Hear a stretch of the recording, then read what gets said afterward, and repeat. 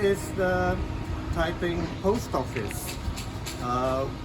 When it was first constructed, it used to be the treasury in Taiping's early formative years, and only began operating as a post office in 1899. Now, behind the post office, you'll see the Telegraph Museum.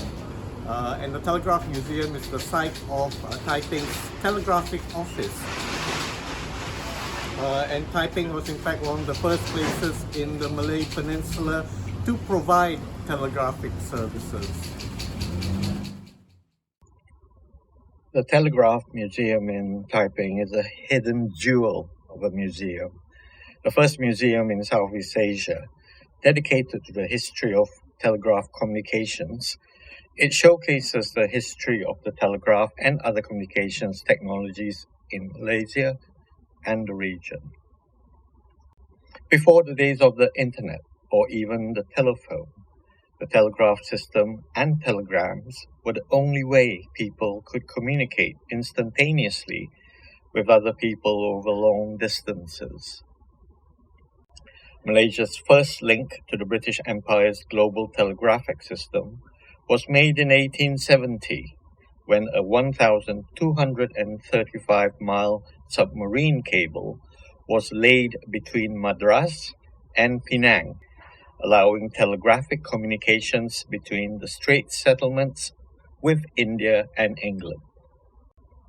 This was complemented by land-based telegraph lines, with the first laid in the Malay states being a 26-mile line that connected the British resident in Kuala Kangsar with his deputy in Taiping.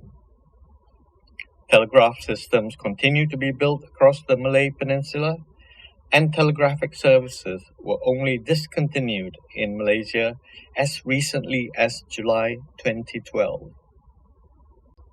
The telegraph system was an essential tool in the British strategy for control and administration of the Malay states.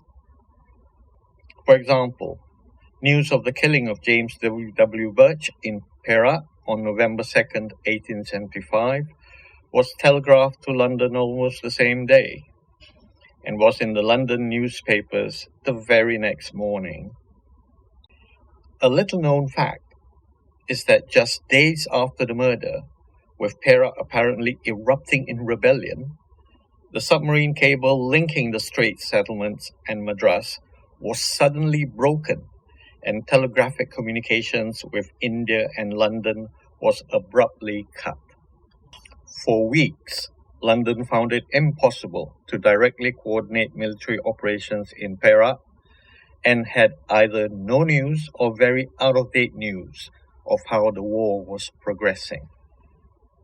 It is not known to this day what caused this mysterious collapse of the telegraphic system, hundreds of feet under the water, so soon after the outbreak of the Perak War.